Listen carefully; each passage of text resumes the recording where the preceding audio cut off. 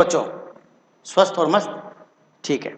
आज हम एक नया लेक्चर लेकर आए हैं समुद्री सीमाओं के संबंधित। समुद्री सीमा, किसी भी देश की 3 तरह की सीमाएं होती हैं।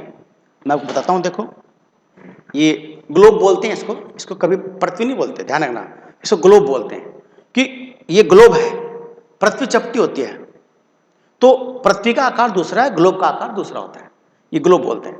किसी भी देश की 3 तरह की सीमाएं मैंने आपको बताई। एक सीमा होती है जिसे हम बोलते हैं आर्थिक सीमा। कौन सी सीमा बच्चों? आर्थिक सीमा होती है। एक होती है भौगोलिक सीमा।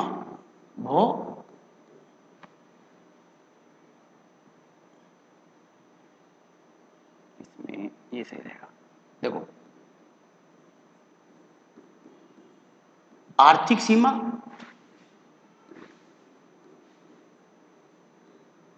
भौगोलिक सीमा और एक होती है राजनीतिक सीमा। ये 3 सीमाएं होती हैं। आज हम केवल यहां पर भौगोलिक सीमा की चर्चा करेंगे। आर्थिक सीमा जो विषय है, वो विषय आपका अर्थव्यवस्था का। जब राष्ट्रीय आय पढ़ते हैं तो राष्ट्रीय यानी नेशनल इनकम, जिसे हम जीडीपी के रूप में नापते हैं, जीडीपी, जीएनपी, एनडीपी और एनएनपी, इनमें आर्थिक सीमा का रोल होता है कि हमारी आर्थिक सीमा कहां है। कि आर्थिक सीमा भौगोलिक सीमा से ज्यादा होती है। हमारी आर्थिक सीमा अमेरिका तक भी है, हमारी आर्थिक सीमा पूरी दुनिया में है, जहां पर भी हमारे लोग काम कर रहे हैं। तो आर्थिक सीमा अलग चीज है, वो हम पढ़ेंगे अपने इको में, जब हम इको की क्लास स्टार्ट करते हैं। भौगोलिक सीमा देखते हैं आज हम। भौगोलिक सीमा जो है किसी भी देश की, देख लीजिए आप। एक तो जो आपको स्थलीय सीमा दिखती है, ये जो स्थलों में दिखती है, एक तो ये सीमा होती है स्थलीय सीमा। एक होती है आपकी समुद्री सीमा, जो समुद्र के अंदर होता है। तो आज का हमारा टॉपिक जो बेस है वो समुद्री सीमा पर बेस है। हम ये देखेंगे भारत की समुद्री सीमा कहां तक है समुद्र के अंदर, और कौन कौन से क्षेत्र हैं, कितनी कितनी सीमा है, भारत का क्या क्या उसमें अधिकार है, और उसमें कैसे क्वेश्चन अभी तक आए हैं इस पोर्शन से, और भविष्य में कैसे क्वेश्चन अन्य एग्जामों में आ सकते हैं, ये आज हम देखेंगे। देखो बच्चों, ये विश्व का मैप है। आप जानते हैं लगभग 71% भाग पर जल राशि है, समुद्र है। उसके बाद जो ये आपका स्थल भाग है। तो हर एक देश की जो सीमा होती है, भौगोलिक सीमा, तो आपको दिख रही है। जो समुद्री सीमा है वो आज हम पढ़ेंगे, समुद्री सीमा के बारे में। ठीक है, चलो मैं आपको समुद्री सीमा के बारे में बताता हूं।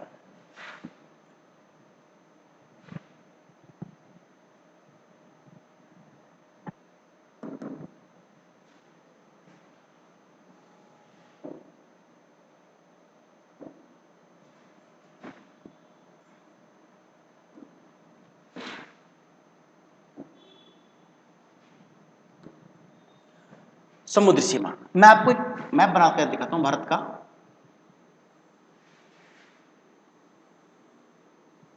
ये आप समझ गए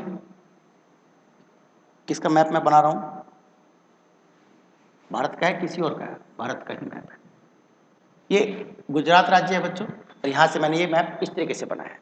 यहां पर आप जानते हैं हमारे अंडमान निकोबार द्वीप समूह है, और यहां पर आप जानते हैं यहां पर श्रीलंका है जो हमारी समुद्री सीमा में आता है। इस तरह का समुद्री जो तट होती है, समुद्री जो सीमा होती है, ऊपर मैं लिख देता हूं। हम जो पढ़ रहे हैं, हम लोग पढ़ रहे हैं समुद्री सीमा। समुद्री सीमा किसी भी देश की जो तट रेखा वो ऐसी कभी नहीं होती है जैसे बनाई है मैंने। ये तो केवल एक मैप है भारत का, जो साउथ इंडिया का मैप है, वो मैंने आपको बताया अभी। तो इसमें क्या होता है, इसको देखो हम लोग मिटा देते हैं, और मैं आपको ऐसे बनाता हूं। समुद्री सीमा जो कटी फटी होती है, कहीं अंदर धसी हुई, कहीं बाहर निकली हुई होती है। तो आधार रेखा मापने के लिए सबसे पहले क्या करते हैं, एक आधार रेखा बनाते हैं। समुद्री सीमा के लिए आधार रेखा एक सीधी रेखा होती है, जो हमारे तटों को मिलाने वाली रेखा होती है, एक सीधी रेखा, उसे हम बोलते हैं आधार रेखा, बेस लाइन होती है। इसी से हम समुद्री दूरी नापते हैं। ये पता बच्चों वैसे ही होती है जैसे आपको अगर देखना है कि मेरठ से शामली कितनी दूर है, या मेरठ से दिल्ली कितनी दूर है, तो मेरठ से दिल्ली तो बहुत पहले शुरू हो जाता है। तो जो बस अड्डा है वो रोडवेज का जो बस अड्डा होता है वहां, और जो मेरठ का बस अड्डा है, उनके बीच की दूरी को हम जो समुद्र जो ना जो आपका सड़क की दूरी होती है उसके बीच में नापते हैं। तो एक रोडवेज से दूसरी रोडवेज के बीच की दूरी को सड़क की दूरी के रूप में देखते हैं। ऐसे यहां पर हमने एक बेस लाइन बना दी। हम ये पूछे कि बंबई जो है इस यहां पर हमारा जहाज है, समुद्र जहाज में आप बैठे हो, मस्ती कर रहे हो, घूम रहे फिर रहे हो, तो आप देख रहे हो भाई यहां से कितने दूर है मुंबई। अब मुंबई तो यहां तट पर होगा ना कहीं, तो इस आधार रेखा से हम जहाज की दूरी देखते हैं। तो बेस लाइन होती है ना कि उस शहर से नहीं, आधार रेखा से देखेंगे।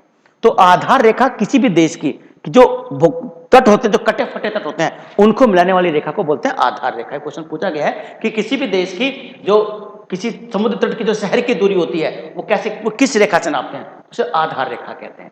अब इस आधार के जो अंदर जल है, यहां पे तो पानी है ना, ये जल भर गया है, इसको आंतरिक सागर या आंतरिक जल बोलते हैं। इसको आंतरिक जल, ये आंतरिक जल कहलाता है। अब इस आधार रेखा को आधार मानकर 12 नॉटिकल मील, 12 नॉटिकल मील, नॉटिकल मील होता है बच्चों समुद्री दूरी। समुद्री दूरी का मतलब होता है कि एक नॉटिकल मील में,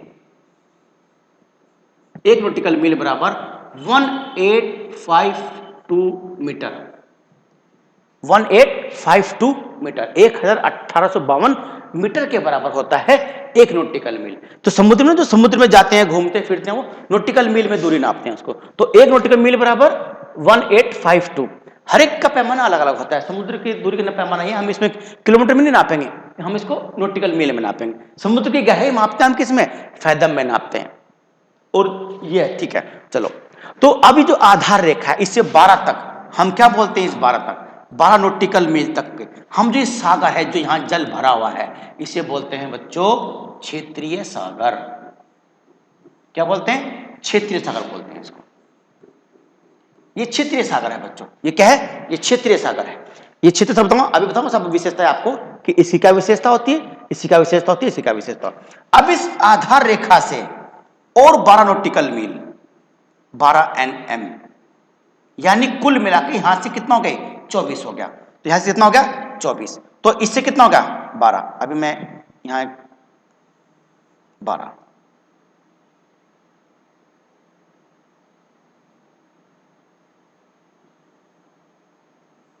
तो ये होगा आपका 24 नॉटिकल मील।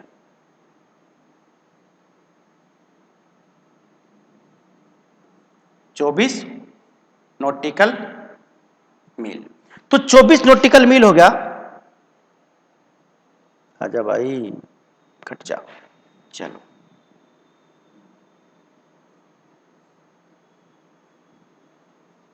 24 नॉटिकल मील, तो यहां से कितना है, 12, पर यहां से कितना है, 24। तो 24 हमें आधार रेखा से देखना, ना कि हमें इसे से देखना, जो हमारा क्षेत्रीय सागर है, 24 नॉटिकल मील।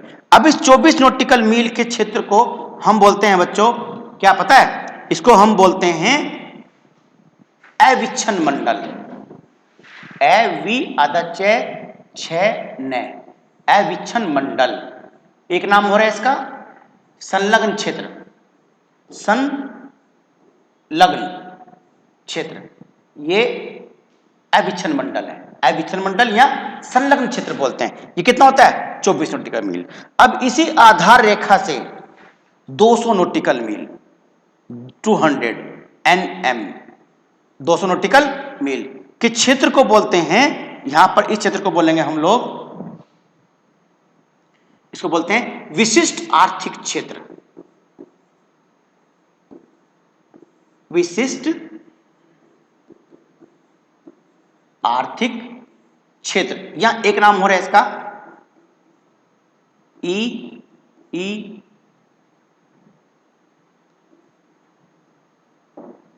ई E Z,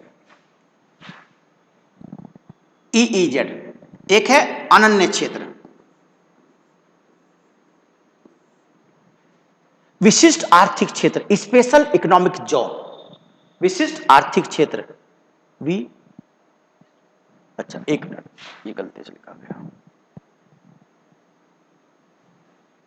special economic zone, विशिष्ट,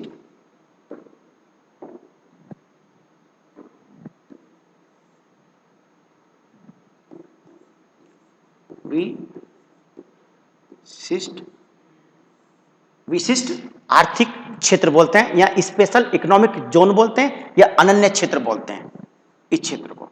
तो तीन तो ये नाम याद रखिए आप। सबसे पहले तो ये रखिए आप कि आधार रेखा, कटे फटे तटों को मिलाने वाली रेखा। आधार रेखा को आधार मानकर 12 नॉटिकल मील तक की रेखा को बोलते हैं हम लोग, जो क्षेत्र है इसे बोलते हैं क्षेत्रीय सागर। जो 24 तक का है उसे बोलते हैं अविच्छिन्न मंडल, संलग्न क्षेत्र बोलते हैं, दोनों नाम उसी के ही हैं। और जो 200 नॉटिकल मील तक की दूरी है उसे हम बोलते हैं विशिष्ट आर्थिक क्षेत्र या स्पेशल इकोनॉमिक जोन या अनन्य क्षेत्र बोलते हैं इसको। अब हर क्षेत्र की विशेषता देख लीजिए आप, क्या है ये। हमारे देश की जो सीमा है वो 200 नॉटिकल मील तक है। इससे बाहर कहते हैं उच्च सागर, उच्च सागर, हाई सी बोलते हैं इसको, उच्च सागर, हाई सी।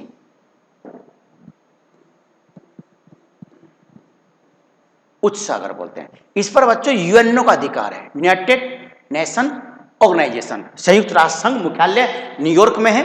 संयुक्त राष्ट्र संघ एक संस्था है जिसका मुख्यालय न्यूयॉर्क में है। तो उच्च सागर बोलते हैं। देखिए जो ये आंतरिक जल है आपका, ये जल जो भरा हुआ है, ये जिस राज्य के सामने है, कर्नाटक है, केरल है, उस राज्य का हिस्सा होता है, उस राज्य का अंग होता है। इसीलिए तो कहते हैं जो समुद्री राज्य हैं, चाहे गुजरात हो, महाराष्ट्र हो, केरल हो, तमिलनाडु हो, आंध्रा हो, ये सब राज्य कैसे हैं? विकसित राज्यों की श्रेणी में आते हैं। विकसित तो हम देखो, विकसित और विकासशील की कोई निश्चित सीमा नहीं होती है, लेकिन जो समुद्री राज्य होते हैं उनके पास आय के बहुत ज्यादा स्रोत होते हैं। उनके पास बंदरगाह है, हर राज्य में एक बड़ा बंदरगाह तो है ही। 13 बड़े बंदरगाह भारत में, जाने क्या 13 बड़े बंदरगाह हैं बच्चों भारत में, 200 छोटे बंदरगाह हैं। सबसे ज्यादा जो छोटे बंदरगाह हैं, लगभग 59 बंदरगाह, वो अकेले महाराष्ट्र में है। कहां पर है? महाराष्ट्र में। 13 बड़े बंदरगाह है। सबसे अंतिम जो बड़ा बंदरगाह है वो अंडमान निकोबार में बनाया गया है बच्चों, उसका नाम है वीर सावरकर। जानते हैं वीर सावरकर के बारे में आप? वीर सावरकर भारत के स्वतंत्रता सेनानी थे और एकमात्र ऐसे क्रांतिकारी जो सेलुलर जेल से, जिसे हम काला पानी सजा बोलते हैं, उस सेलुलर जेल से जिंदा वापस लौटे थे, काला पानी से। तो वीर सावरकर के नाम पर ही, उनके नाम पर ही यहाँ का नाम रखा। जो पोर्ट ब्लेयर जो राजधानी है अंडमान निकोबार की, उसका नाम रखा गया वीर सावरकर बंदरगाह। तो ये आपका 13वां बंदरगाह है। 200 बंदरगाह आपके छोटे बंदरगाह है। तो जिस राज्य में बंदरगाह है तो उसकी तो इनकम होगी। अब हमारा बेचारा उत्तर प्रदेश है, इसके आय का स्रोत क्या है? सबसे बड़ा स्रोत व्यापार कर। उत्तर प्रदेश की आय का सबसे बड़ा सोर्स ट्रेड टैक्स, व्यापार कर है। उसके बाद एक्साइज ड्यूटीज, जिसको हम आबकारी शुल्क बोलते हैं। एक्साइज ड्यूटी, उत्पाद शुल्क भी होता है जिसको जीएसटी में आता है, लेकिन वो उत्पाद शुल्क सेंट्रल गवर्नमेंट का होता है। आबकारी शुल्क शराब पर लगने वाला कर होता है, शराब, पीने वाली शराब पर। तो आबकारी शुल्क राज्य की आय का बड़ा स्रोत है, क्योंकि चारों तरफ बाउंड्री है, समुद्र सीमा तो हमारे पास है नहीं, जो बंदरगाहों की आय भी हमारी हो जाएगी। तो इसलिए जो बंदरगाह वाले राज्य होते हैं उनकी इनकम के स्रोत ज्यादा होते हैं। खैर, अब ये जो आपका बड़े, ये जो बताया मैंने आपको, जो क्षेत्रीय सागर है, ये उस राज्य के हिस्से में आता है। जो ये 12 नॉटिकल मील तक की दूरी है, इसे भी बोलते हैं क्षेत्रीय सागर। क्या बोलते हैं? क्षेत्रीय सागर बोलते हैं इसको।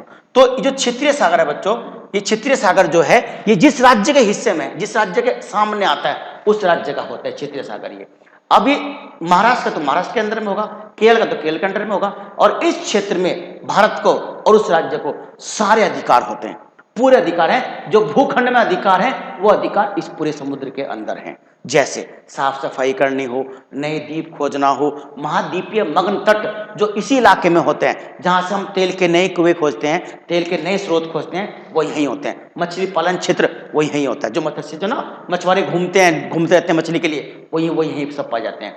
तो इस इलाके में पूरा अधिकार है भारत सरकार का, जैसा कि भूखंड पर अधिकार है। सम अधिकार कहां पर है? इस पर है। इसकी जो सीमा रेखा जो रक्षा करते हैं वो तट रक्षक बल करता है। कौन करता है बच्चों? तट रक्षक बल। इस सीमा तक वही घूमता फिरता रहता है अपने स्ट्रीमों के द्वारा। कोई भी अगर यहां पर कोई भी चीज आ गई, कोई भी विदेशी जहाज आ गया या कोई भी चीज आ गया, तो ये सीमा, इस सीमा के अंदर हम उसको बिना उसकी अनुमति के उसे टारगेट कर सकते हैं, उसे समाप्त कर सकते हैं, क्योंकि हमारा बिल्कुल क्षेत्रीय सागर है। इसके ऊपर किसी और अन्य का 1 इंच भी अधिकार नहीं हो सकता है। यहाँ पर सब अधिकार हमारे हैं। कोई भी विदेशी जहाज जाए, वो हमारे मित्र का ही क्यों ना, अगर हमारी अनुमति के बिना आता है, हमारी अनुमति के तट रक्षक बल की अनुमति के बिना आता है, तो उसको हमको नुकसान पहुंचाने का पूरा अधिकार है।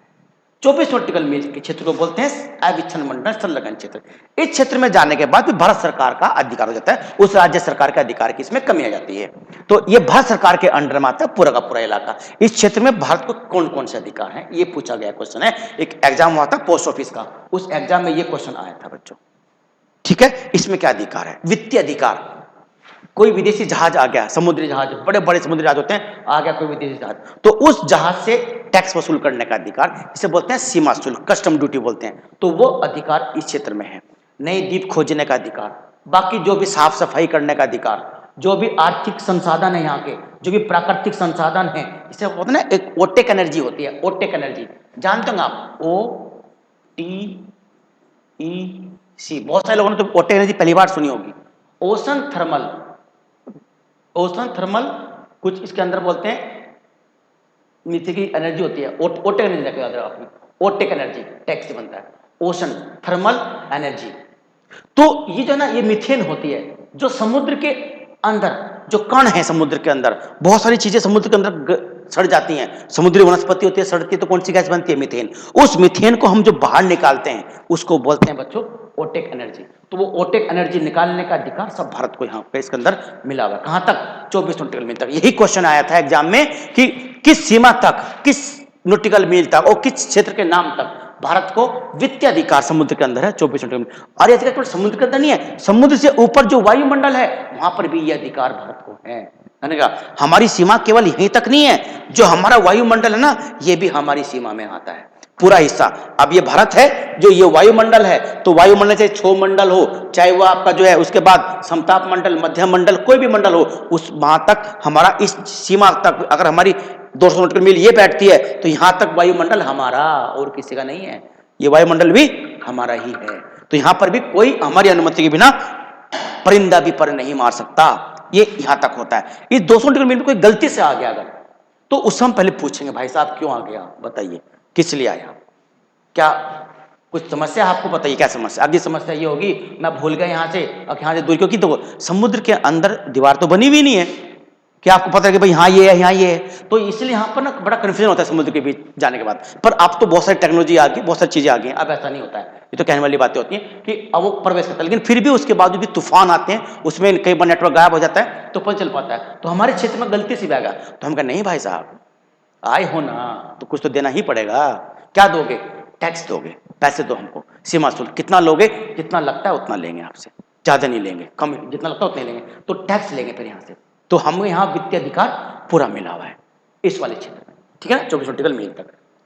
अब जो ये इलाका है स्पेशल इकोनॉमिक जोन, नाम ही है विशिष्ट आर्थिक क्षेत्र, अनन्य क्षेत्र, इस क्षेत्र में हमको वित्तीय अधिकार नहीं है।